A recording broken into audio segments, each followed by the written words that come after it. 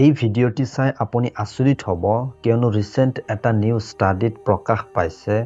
যে প্ৰত্যেকজন human cement স্যাম্পলত এতিয়া আছে মাইক্ৰোপ্লাষ্টিক হয় প্ৰত্যেকজন মানুহৰ সিমেন্টত এতিয়া পোৱা গৈছে মাইক্ৰোপ্লাষ্টিক হৈছে প্লাষ্টিকৰ ক্ষুদ্ৰ ক্ষুদ্ৰ টুকুৰা যিবোৰ মাইক্ৰোপ্লাষ্টিক আমাৰ শৰীৰত আমি নজনাকৈ আমাৰ শৰীৰত এই মাইক্ৰোপ্লাষ্টিকবোৰ প্ৰৱেশ কৰি আছে আমাৰ দৈনন্দিন জীৱনত ব্যৱহাৰ কৰা ভিন্ন বস্তুৰ বাবে আমি আননয়িংলি এই মাইক্ৰোপ্লাষ্টিকবোৰ কনজিউম কৰি আছো প্লাষ্টিকৰ বটলত পানী পান কৰি পেকেজড ফুড খাই সিনথেটিক কাপোৰ পিন্ধি আৰু এয়াৰ পলিউটেডৰ বাবে আমাৰ শৰীৰত অৰ্থাৎ বায়ু প্ৰদূষণৰ বাবে আমাৰ শৰীৰত এই মাইক্ৰোপ্লাষ্টিকবোৰ নজনাকৈ প্ৰৱেশ কৰি আছে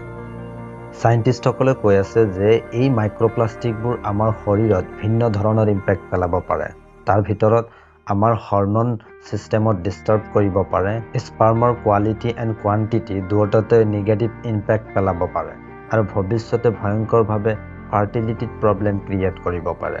ইয়াৰ বাবে আপোনালোকে পেনিক নহয় সতৰ্ক হওক আৰু আমাৰ দৈনন্দিন জীৱনত ব্যৱহৃত হোৱা প্লাষ্টিকবোৰ একেবাৰে বন্ধ কৰি দিয়ক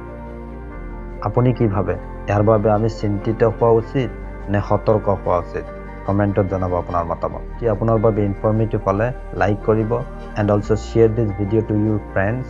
আৰু যদি আপুনি সায়েন্সৰ শকিং ফ্যাক্টবোৰ আপুনি জানিব ভাল পায় তেনেহলে চেনেলটো সাবস্ক্ৰাইব বা ফলো কৰি ৰাখিব